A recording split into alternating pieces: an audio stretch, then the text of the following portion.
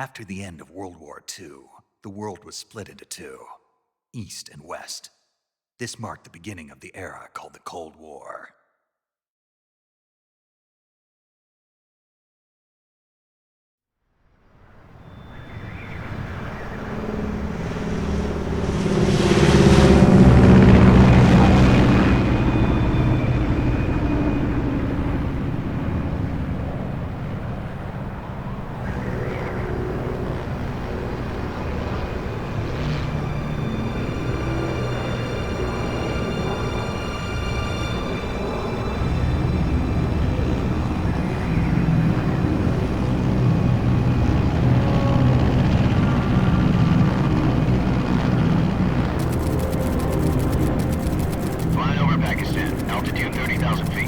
Approaching Soviet airspace. 20 minutes to drop off. Commencing internal depressurization. Equipment check. Arm main parachute. All right. You ready to go? Drop zone still showing a high pressure mass. Cav okay. Good. We've got high visibility.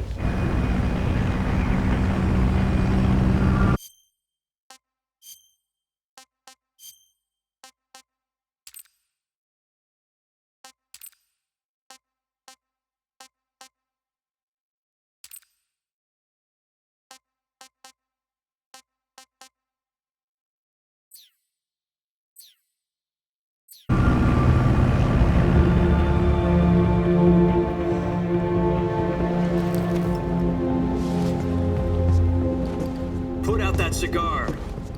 Connecting oxygen hose to interior connector. Put on your mask.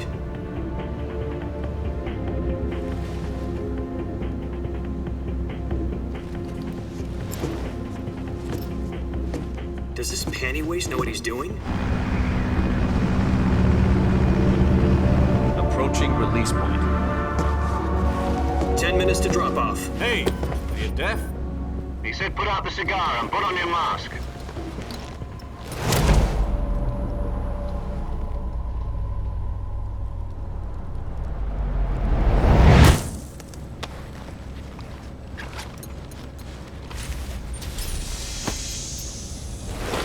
Depressurization complete. Checking oxygen supply. 6 minutes to drop off. Opening rear hatch.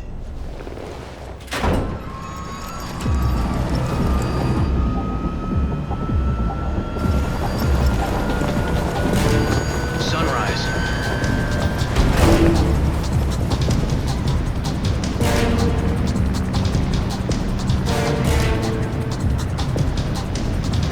External temperature minus 46 degrees Celsius.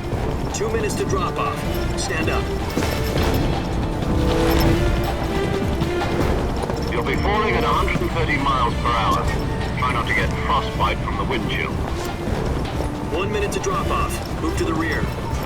Activate bailout bottle. This is one for the history books. The world's first halo jump.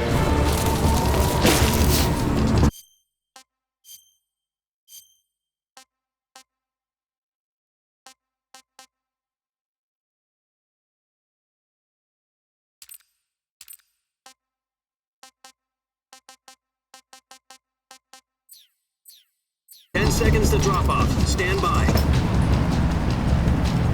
Status okay. All green. Prepare for drop off. Countdown. 5, 4, 3, 2, 1. Spread your wings And fly. God be with you.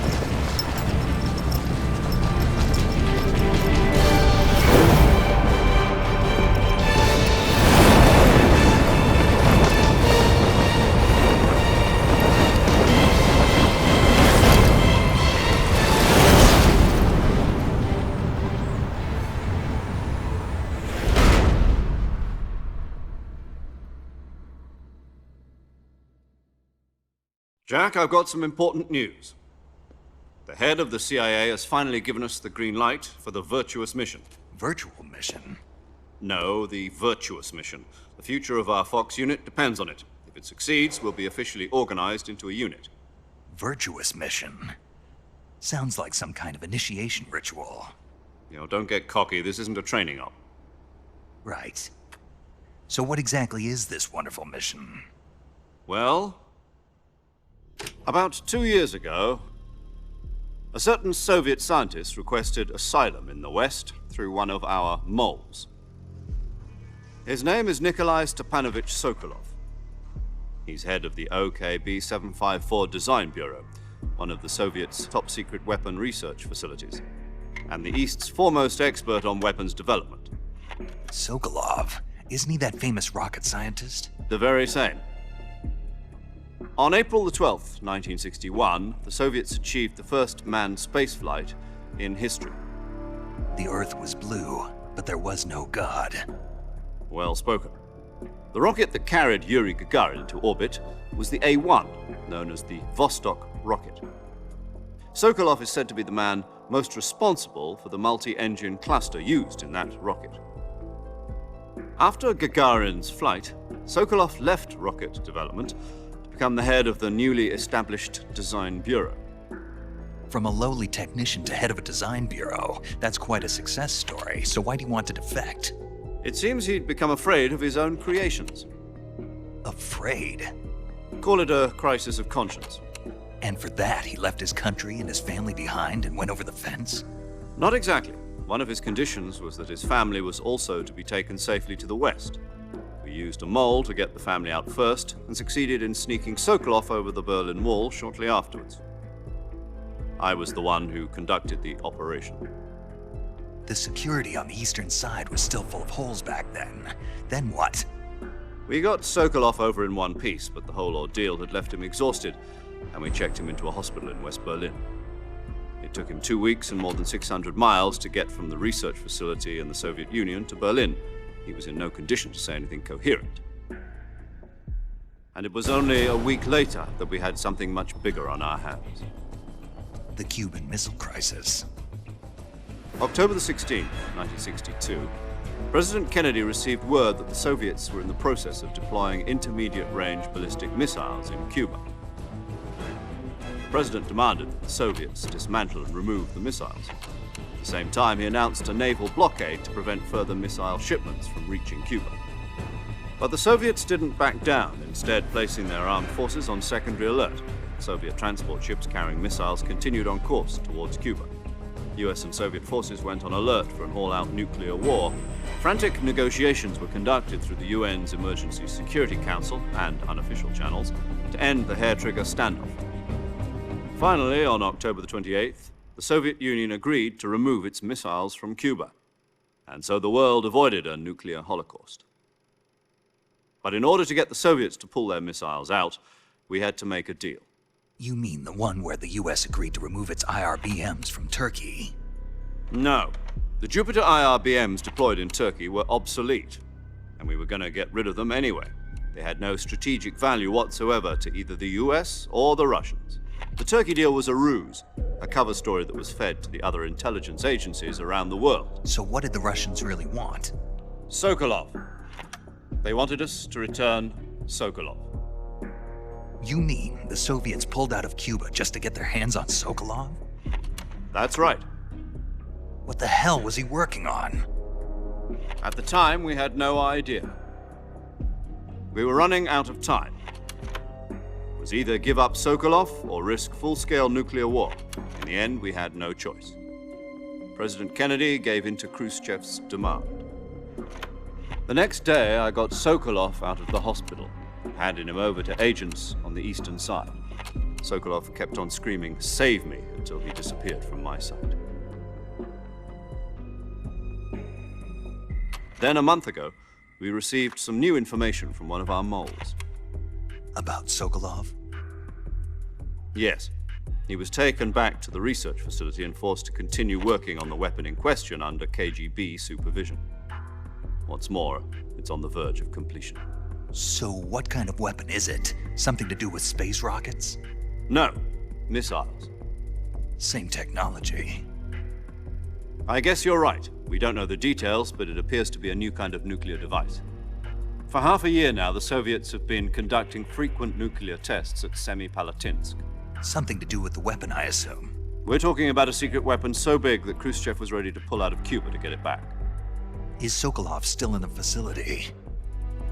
No, according to our intelligence, he's in Selino Yask, a place in the mountains about 3 miles to the west that's known as the Virgin Cliffs. The Virgin Cliffs. Nice name for a virtuous mission. They moved him there just recently. Why? Apparently, they're conducting a field test of the weapon, but it's our best chance to get him back. This mission would never have been possible if he was still in the research facility. This is our last chance. Sokolov must have known that too when he contacted us.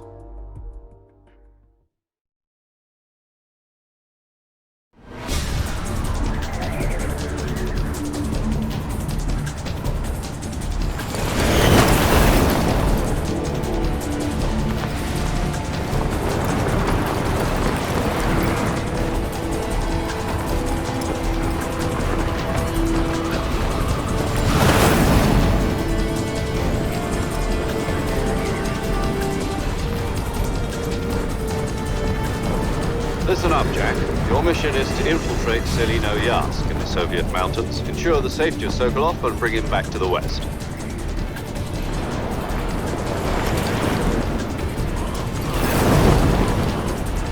If we don't get Sokolov back before that weapon is complete, we'll be facing a major crisis. The clock is ticking.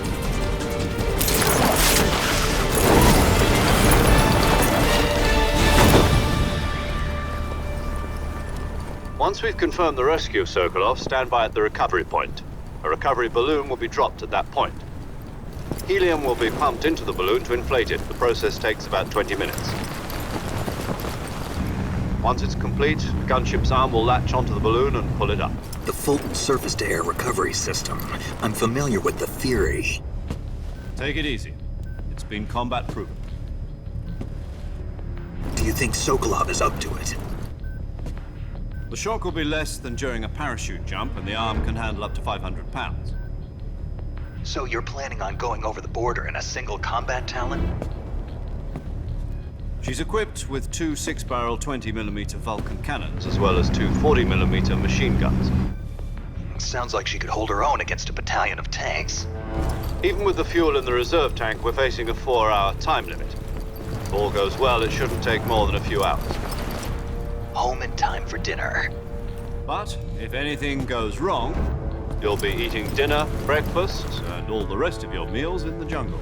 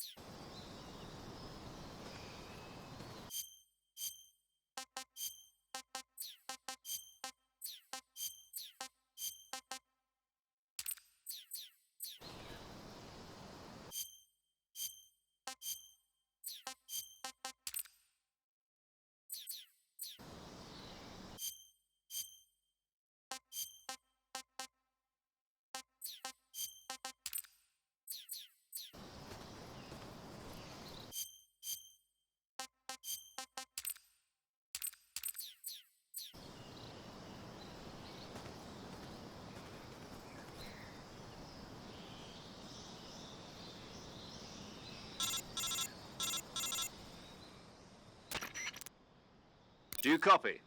You're already in enemy territory, and somebody might be listening in. From here on out, we'll be using code names to refer to each other. Your code name for this mission will be Naked Snake. I'll be referring to you as Snake from now on. You're not to mention your real name. Snake? What, you don't like snakes? What do you mean? Well, you've eaten one before, haven't you? In survival training? I'm glad to hear that. I don't know if I'd ever order one in a restaurant, but... Be careful, you might not have a choice. What about you, Major? What should I call you? Let's see. I'll be Tom. Call me Major Tom. Oh, and Snake. Yeah, The crew isn't watching anymore. You can take off the disguise now. good idea. This isn't right. Time for the snake to shed his skin.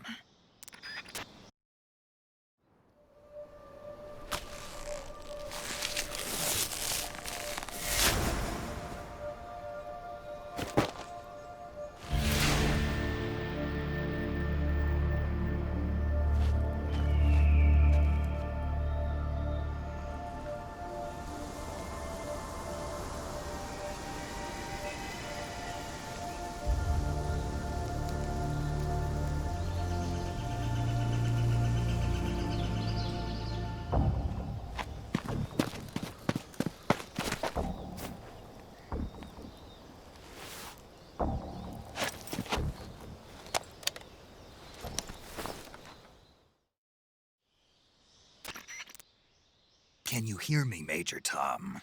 This is Snake. Kept you waiting, huh? This will be a sneaking mission. You must not be seen by the enemy. You must leave no trace of your presence. Is that clear?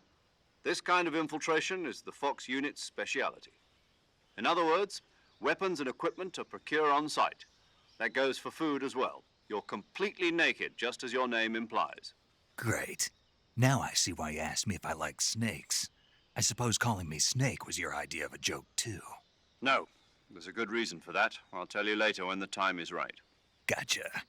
Getting back to the subject, how exactly am I supposed to feed myself? You've been issued a knife and a tranquilizer gun. Use them to hunt for food. You'll also find some medical supplies in your backpack. Yeah, about the backpack. I lost it in a tree on the way down. I see. Well, you'd better go back and get it then. You know where it is? No problem. I can see it from here. It's stuck on a branch. To climb a tree, stand in front of a tree that's covered in ivy and press the action button. I'll be monitoring your progress over the radio. We can't risk violating Soviet airspace, but I'll be in the gunship. My frequency is 14. If you need to talk to me, okay, Snake.